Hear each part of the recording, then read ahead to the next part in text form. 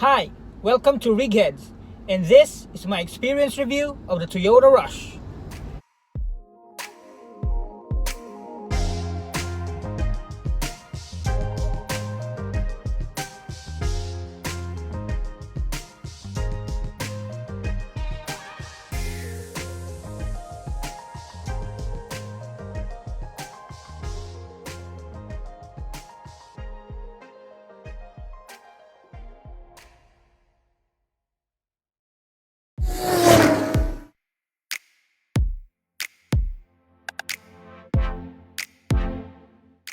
I've been driving this car for a year and a half now, so I'm gonna share my driving experience and show you the interior and exterior features of the Rush. And by the end of this video, I'm gonna tell you all the good and bad things about this car, so be sure to stick around. So, let's get to it. This color trim is what Toyota calls silver mica metallic. On the outside, the Rush has a sporty, rugged look. It has LED headlights and a black chrome grille in the middle. The halogen fog light housings are also in black chrome and also has repeaters on the side mirrors. And if you want to see these lights in action, switch!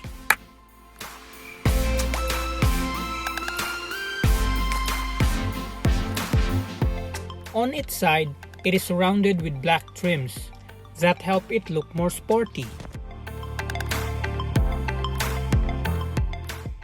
Below, the ground clearance is 220 millimeters.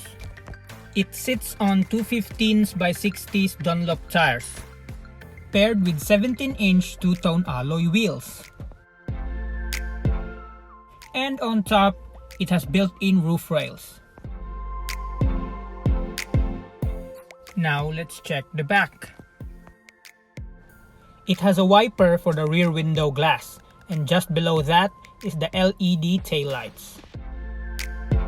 Below it has a black bumper with reflectors, and on top is a spoiler with an integrated third brake lights and a shark's fin antenna.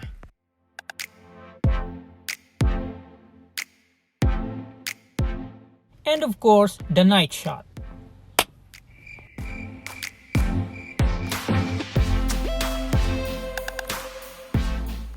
Now, let's check on the inside.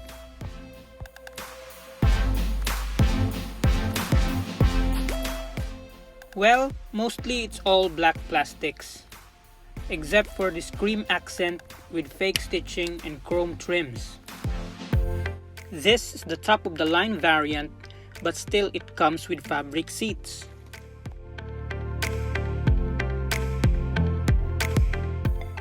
But the steering wheel is leather, and so is the gear shifter.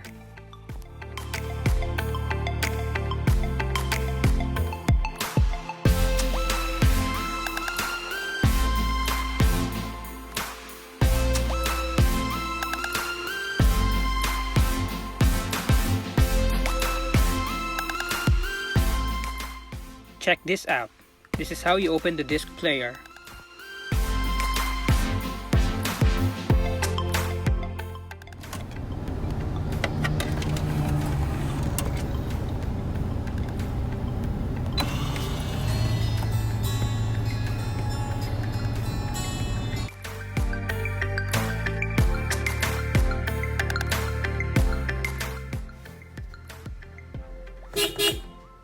It has a reverse camera with sensors, but the lines doesn't move with the steering wheel.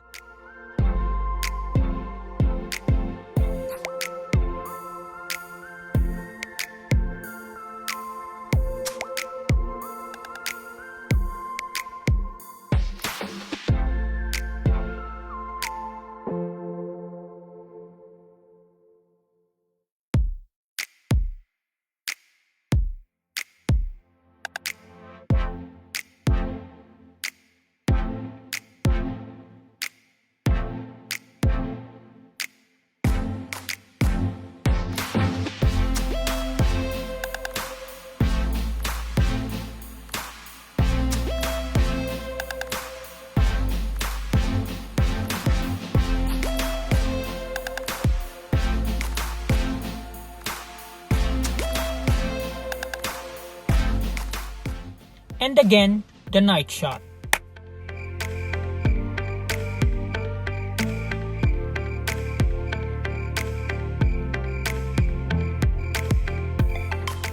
Now, let's check the second row.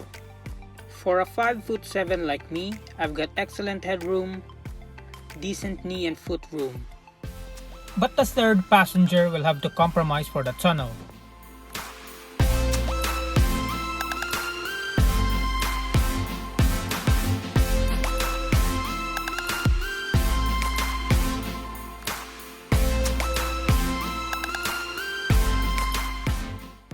Now let's check the third row. Decent headroom, no knee room, but you can slide the second row and get this much space.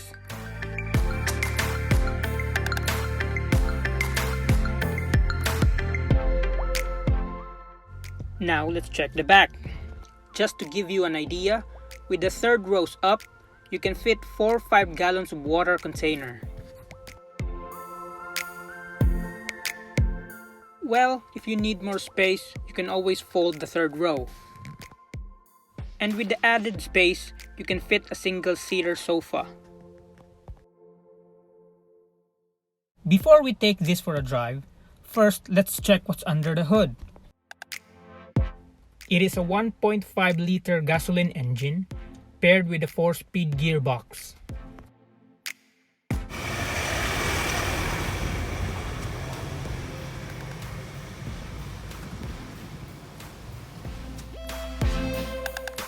Now, before we go for a drive, safety first.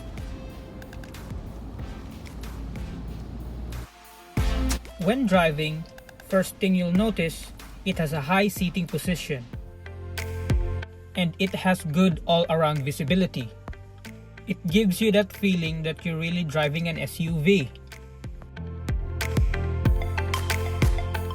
Since it has a high ground clearance of 220mm or 8 inches, plus a wading depth of 600mm, that's about 2 feet. It really gives you confidence when it comes to city floods. It has a turning radius of about 5 meters. Plus, it has electronic power steering, so navigating through the narrow streets of the cities isn't that much of a problem. Yes, it's a great city car, but what about the highway?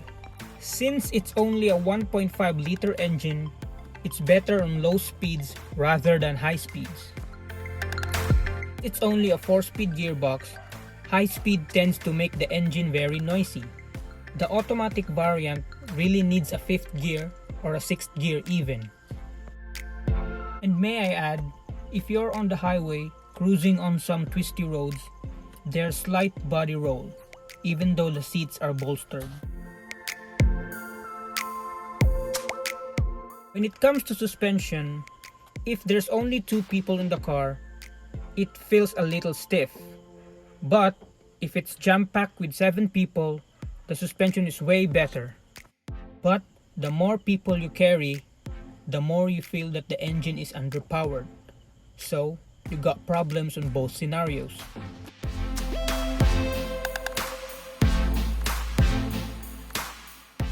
Now, when it comes to off-roading, that's a different story. If you do mild off-roading, your passengers will really bounce around the cabin. But good thing though, it has hill start assist and traction control, so it's not all bad.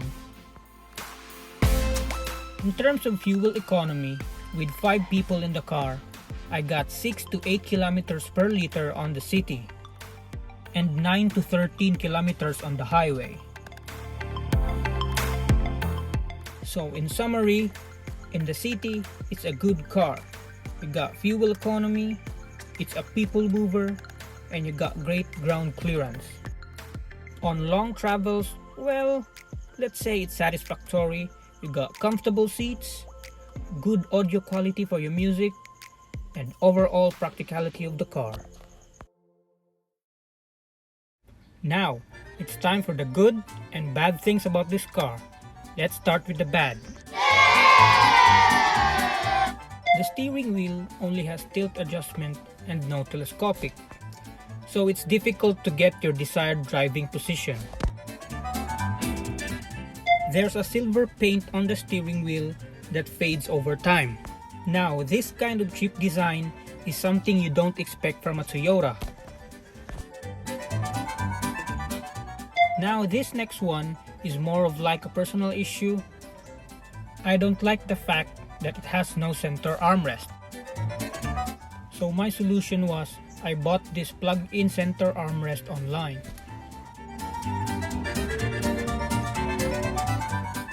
The space for the gasoline cap opener is too narrow.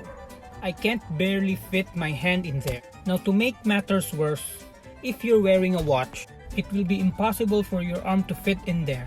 You'll need to open the door first for you to be able to get to it. Since we're on the topic of gasoline, the gasoline cap is placed on the left side of the car, so you'll need to reach your hand out in order to pay at the gasoline station. In terms of ergonomics, the gasoline cap and the gasoline cap opener was a bad call for Toyota's designers. Now, last but not the least, the rear seats doesn't lay flat on the floor, unlike its competitors.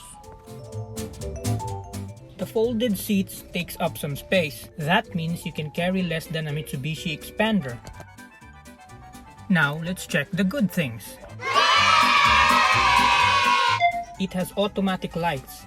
As you can see here, if you cover the sensors, it will automatically turn on and off.